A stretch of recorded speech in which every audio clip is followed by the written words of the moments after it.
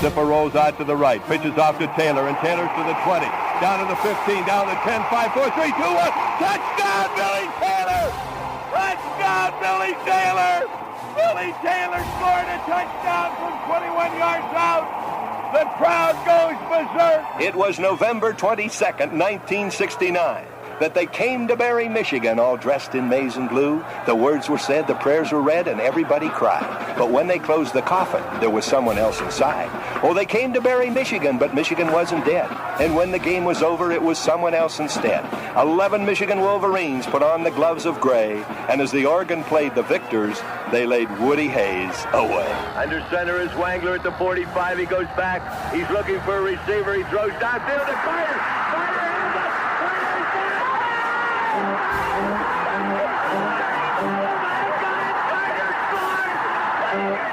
Who's got it better than us? Nobody!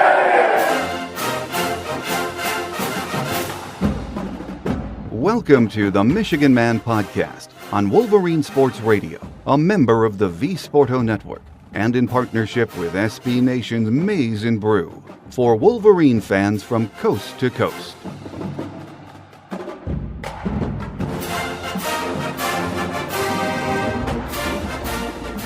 Go Blue, and welcome to the Visitors Edition of The Michigan Man. I'm your host, Mike Fitzpatrick.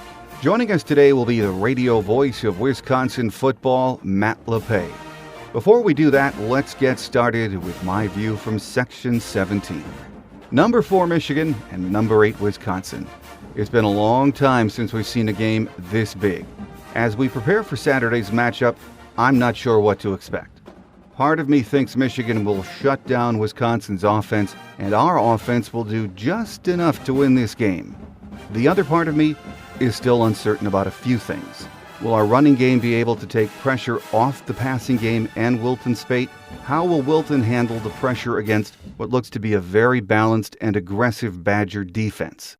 Can our defense, which looks to be the best we've seen around here since '97, control or neutralize this Wisconsin run game?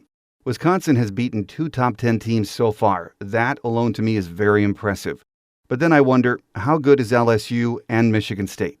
As is usually the case in a game of this magnitude, early in the season, there are a lot of questions about both teams. One thing is certain, something has to give on Saturday. These are 2 teams that like to play the game the very same way. Power running game, smart efficient passing, physical aggressive defenses, and both teams up to this point, have not turned the ball over much. Again, something has to give. Whether you're a Wolverine or a Badger, this is the kind of game you want to be in. You want to be tested. We can analyze, predict, and worry all we want, but until these 2 teams tee it up on Saturday, we really don't know what to expect. By late Saturday evening, both teams will have a much better idea just how good they are. It should be a humdinger. In just a few weeks, the new interactive sports app I've been telling you about will be in the Google Play and iTunes stores. This app will change the way we interact with our favorite sports teams while they are playing. There is nothing like it. To get a sneak peek and find out more about this app, email playitfirst@yahoo.com and leave your cell number. That's playitfirst@yahoo.com, and make sure you leave your cell number. Soon everyone will be talking about this app. Find out why and get an early look at just how amazing it's going to be. It is hard to believe we have not played Wisconsin since 2010. When last we met, the Badgers pummeled us here at home in the Big House. This Saturday, we hope things will be different. Never before have these 2 teams been ranked in the top 10 when they met, which is hard to believe in the long and storied history. The radio voice of Wisconsin football, Matt Lepay, joins me next to preview his Badgers and this Saturday's big game here on The Michigan Man on Wolverine Sports Radio, a member of the V Sporto Network, and in partnership with SB Nation's Maize and Brew.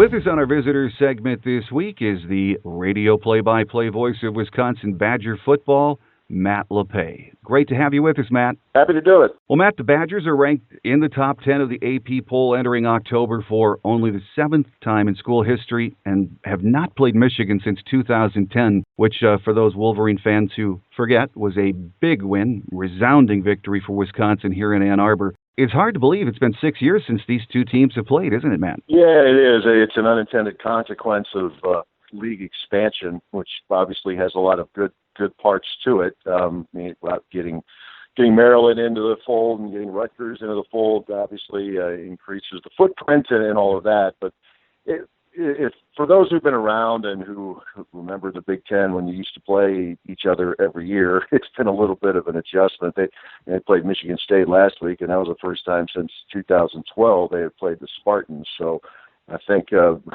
recollection of the 2010 game, the Badger fans know it was a good game. They might remember one or two things, but I would imagine it's been so long, the game itself might be kind of a blur, even for a Wisconsin fan. Before we talk about this weekend's big game, let's just take a look back at some of the earlier games in the season for Wisconsin. The Badgers opened against number 5 LSU at Lambeau Field. I don't think many of the so-called national experts going into that game gave the Badgers much of a chance to win. It was a big win on the big stage, and it seemed to really jumpstart this team, didn't it? Well, it was a thrilling game, and I think you could probably say that it jump-started them. The feeling, at least over here, was that the Badgers defensively had a chance to be pretty good, and it has been really good through these first 4 games, especially in the game against LSU. The Tigers scored 2 touchdowns. One was a defensive score, and the other one was after a turnover where LSU only had to cover 40 yards. Otherwise, Wisconsin played extremely well defensively. Really, the Badgers played well throughout the game. But given the hype of that game, having it played at Lambeau Field, that was a big thrill for probably every player, but especially the kids from the state of Wisconsin who were Packer fans. That was impressive, and pretty well documented. Not now that LSU has some issues and an interim coach over there, but make no mistake, that's a really talented team. But I think Wisconsin maybe showed that day that it's not too bad either. Well, and then last Saturday, the Badgers roll into East Lansing against then number 8 Michigan State. Anyone who saw that performance against what I still think is a very good Spartan team could only conclude this Wisconsin team's for real, isn't it? Well, defensively for sure, and I think period, it's starting to show that. Clearly, there's a long way to go in the year, and the Badgers are in this gauntlet portion of the schedule, which I'm sure has been talked about quite a bit, not just in the state of Wisconsin, but probably everywhere, people who follow college football. But the Badgers were terrific on multiple fronts against Michigan State. Defensively, they turned over the Spartans. That's been a very good team, and leading the Big Ten in turnover margin the last 3 years, but the Spartans had the table flipped a little bit on them. It was the Badgers getting a defensive score. It was Wisconsin getting the short field a couple of times. And offensively, they had a change of quarterback. A redshirt freshman named Alex Hornibrook made his first career start, and he was outstanding, converting multiple third and long throws, very calm, confident quarterback. And he was also working with a center, making his first career start in Brett Connors. But they were clean in that game. They had no exchange issues. I'm sure the coaches are finding a few things to correct during the week. But I think having your first career start at the college level, going on the road and playing well like that was a very encouraging day. And I agree with you. I think Michigan State is a very good team. This was just one of those days where Wisconsin played exceptionally well, and again, maybe more and more people are thinking that the Badgers might be a very, very good team too, even though we're just 4 games into the year. Well, you're right, Matt. That was an impressive performance by young Alex Hornibrook under center on Saturday. The change was made heading into Week 4. Why was that change made, and what does he bring to this offense that's different? Well, it was interesting. Paul Christ, and it really started to make sense as the game was unfolding. At least I hope it did to fans, because Paul was saying it wasn't so much what Bart Houston wasn't doing. It wasn't like Bart was out there playing terrible football. It was just the steady progression of Alex Hornibrook. This was a competition that went back into the spring, and on into fall camp. And the feeling was there never was great separation between the two. I just think right now they like the accuracy of Hornibrook a little bit more.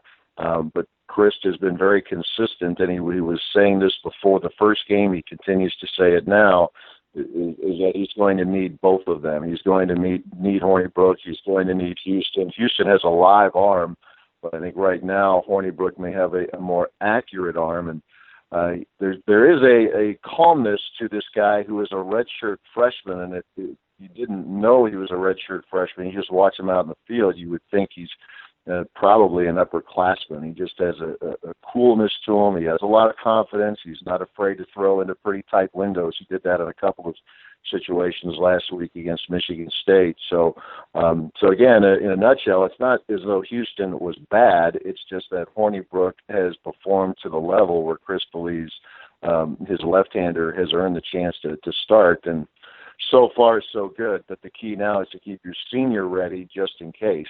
We all know how it works in this game. That cliche or snap away exists. There's a reason that cliche's been around.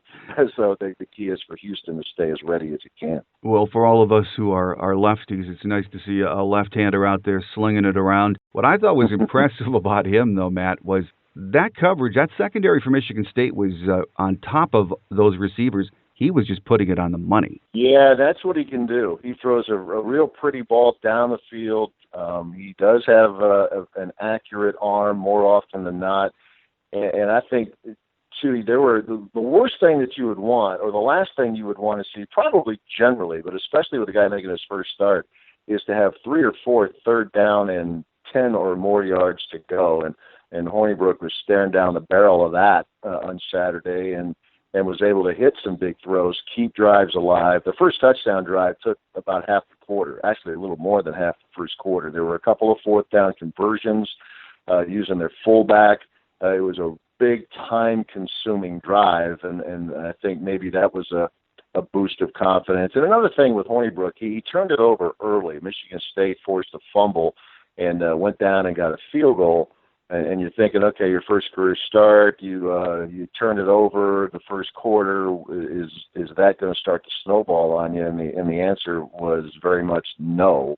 He went back out there and led his team down the field and played really well. So that when you can not allow a mistake to become a second one, that's pretty impressive, especially for a guy making his first start at the college level. So they try to.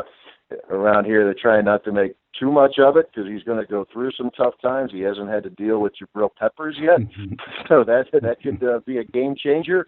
But to go on the road like that and perform well in a game where you beat a team convincingly, and that just doesn't happen at Spartan Stadium often at all, it should bode well, you would hope, for the quarterback as well as everybody on offense. They know they have to get better. They didn't run the ball that well in the game against Michigan State. So this team is pretty grounded. It played well. It was happy with the win, but it would like to think that it could still get a lot better. Well, in that running game, Matt, Corey Clements is another in a long line of very good power backs the Badgers have produced. Tell us about him and how he compares with some of the other great backs that have played for the Badgers in recent years. Well, the interesting thing about Clement is I think everybody over here, we're still trying to find out how good he is.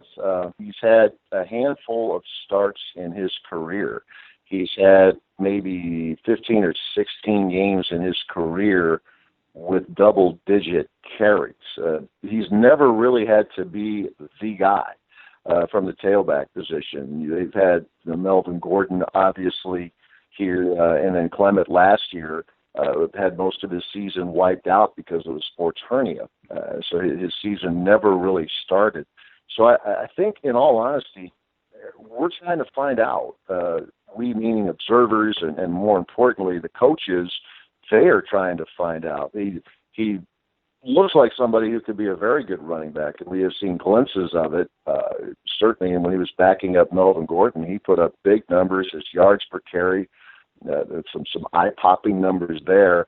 But it's a story, I think, that's still being written.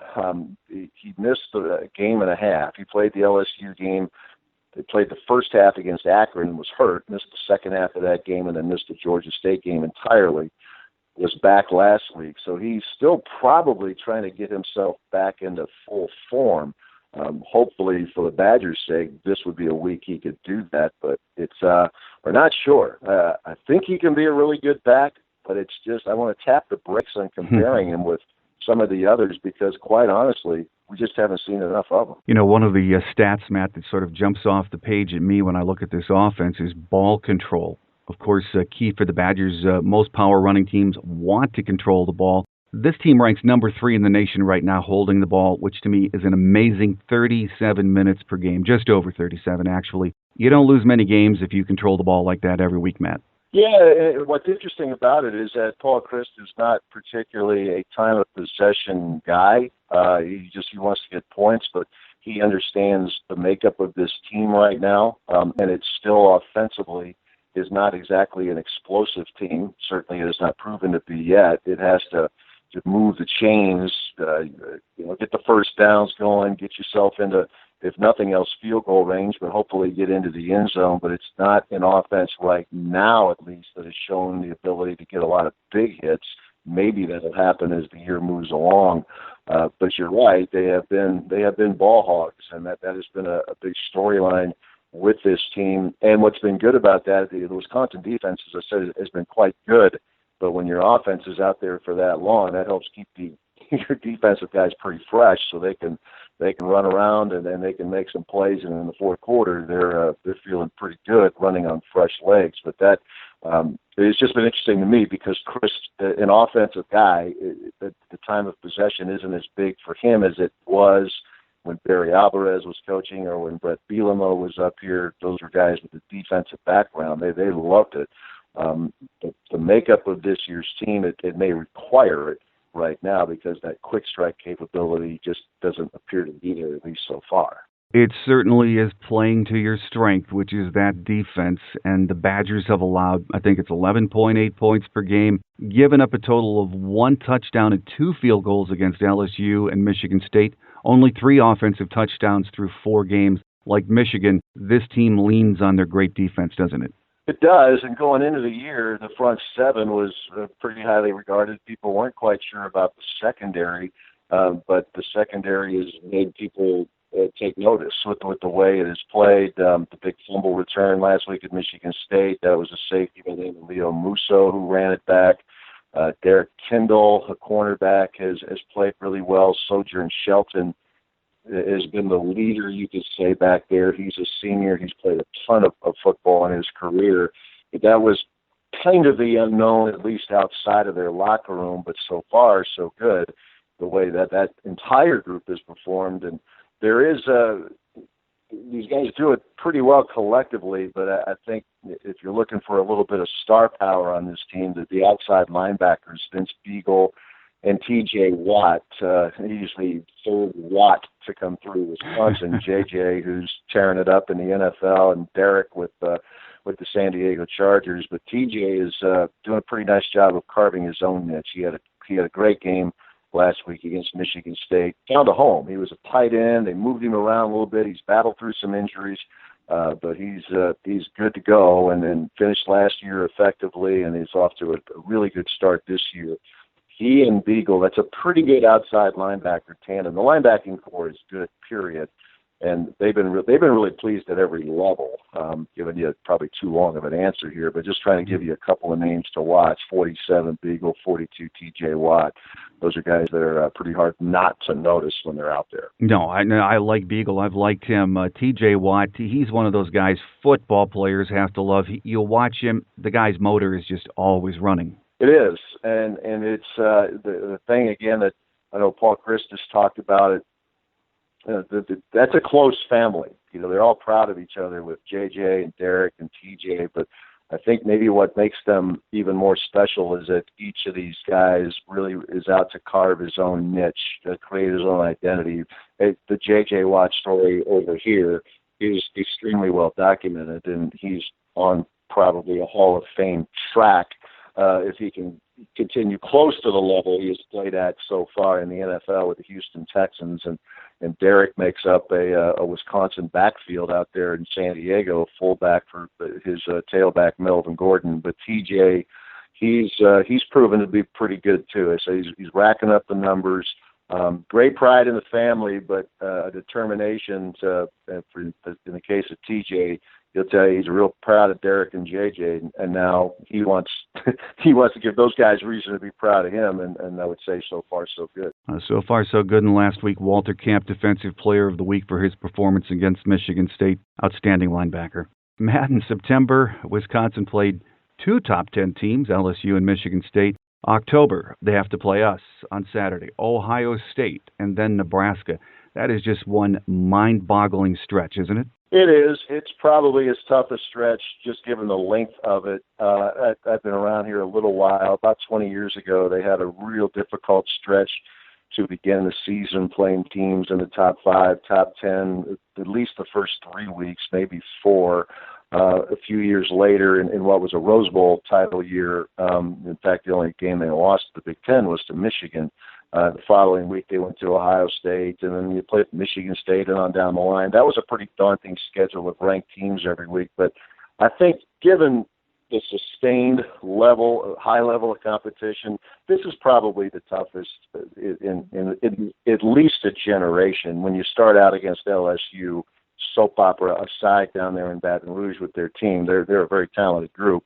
And then who you start with in the Big Ten, there's a bit of a break only because there's a bye week after this game this week. They'll have a bye, and then Ohio State comes in. So that's probably a pretty good spot given this schedule to at least allow some guys to get healthy and maybe just get away for a little bit. But yeah, it's one one headbanger after another. Fans love it, and I think the players are doing the right thing. They're embracing it.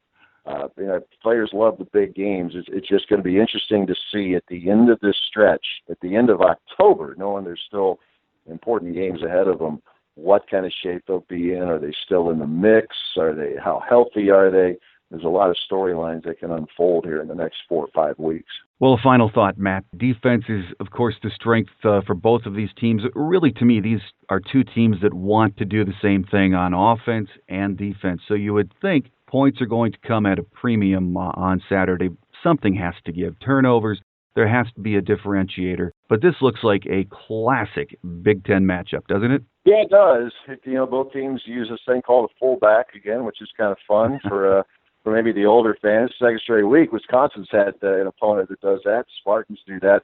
I guess right now, if you're looking at a potential X factor, special teams would be the one, just knowing what Michigan has done with blocking kicks and punts so far, and the obvious factor of Jabril Peppers back there. Wisconsin has given up a punt return for a score this season. That was against Akron, but otherwise the special teams has been pretty good. The kickoff guy is good, but their place kicker is battling an injury. He was not available last week, so we'll see how that unfolds this week. But yeah, it should be fun. I know Paul Chryst and Jim Harbaugh know each other well. Paul actually was on the Chargers staff back in the late 90s, 2000, when Jim Harbaugh was quarterback out there, and Paul's brother Jeep Chryst coached with Coach Harbaugh for several years. So these 2 guys, maybe in the public persona, are a little bit different, but I think there's a lot of respect, and they genuinely like each other. So I don't know how many fans would care about that on Saturday afternoon, but it's kind of cool.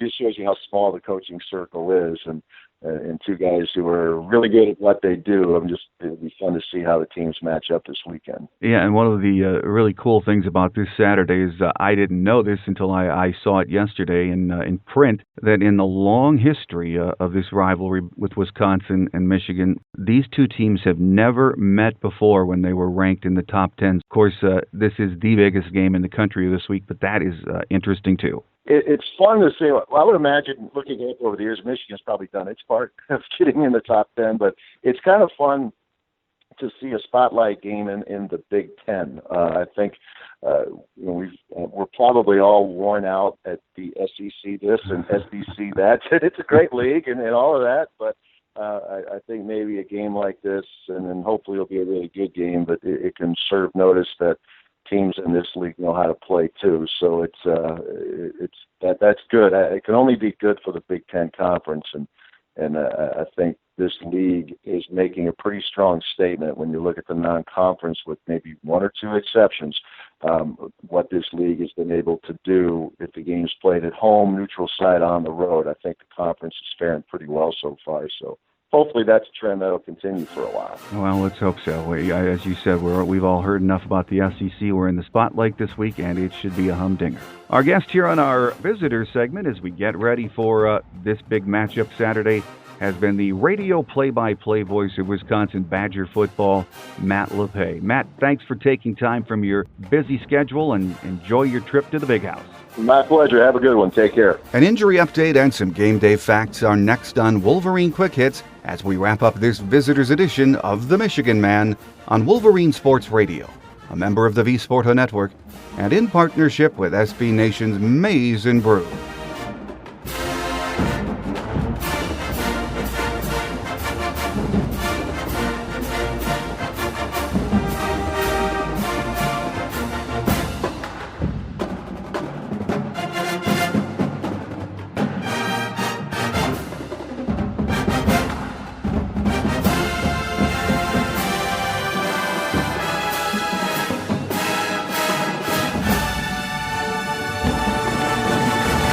On Wolverine Quick Hits today, by now we know Jeremy Clark is done for the year with an ACL injury. As of yesterday, Brian Monet is still questionable. Drake Johnson has been practicing and should be available for action. For Week 6 of the season, we are in pretty good shape. Here are some game day facts. Michigan leads this series with a record of 49 wins, 14 losses, and 1 tie. These teams last met on October 15th of 2010 in the Big House. The Badgers won 48-28. Paul Christ is in his second year as head man and has a record of 14-3.